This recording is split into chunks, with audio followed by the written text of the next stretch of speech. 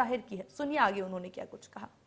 मध्य प्रदेश में विधानसभा चुनाव के कुछ ही महीने बाकी हैं, यानी कि अब देखना ये होगा कि मध्य प्रदेश चुनाव होने के केवल 2 महीने बाकी। ऐसे में कांग्रेस और भाजपा दोनों ही पार्टियों के नेता मैदान में उतर चुके हैं। दोनों तरफ से वार पलटवार का दौर भी है। ऐसे में रीवा राजा हमारे साथ मौजूद है। पुष्पराज सिंह तमाम सवालों को जवाब देंगे। साहब बहुत बहुत स्वागत है आपका। बहुत बहुत धन्यवाद। क्या स्थिति है इस बार? सबको बहुत बहुत नमस्कार। सारे व्यूअर्स को आपके बहुत बहुत नमस्कार। क्या स्थिति है रीवा में? पिछली बार चूंकि 8 सीटें जो है भाजपा के खाते में थी, इस बार का क्या माहौल?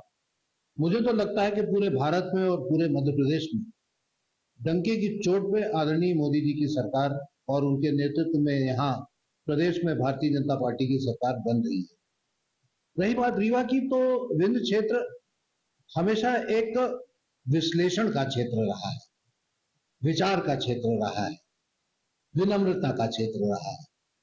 तो उस बार जो उसने पूरे तरीके से मोदी जी के नेतृत्व में विश्वास रख के, भारतीय जनता पार्टी के विचारों में विश्वास रखकर और यहां पर एक बदलाव की बात को लेकर सरकार को चुना, आगे बढ़े, तो वो साफ समझ में आ रहा है कि इस बार जो अगली बार थोड़ी सी चूक हो गई थी यहां वहां से, विंध्य कहीं पीछे नहीं हटा था, इस बार भी नहीं हटेगा, चाहे लोग कुछ भी बोलते रहे।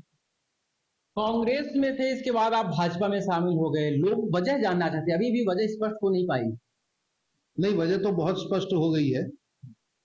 चलिए आपको भी मैं आपके माध्यम से आपके आदरणीय व्यूअर्स को भी बता देता हूं।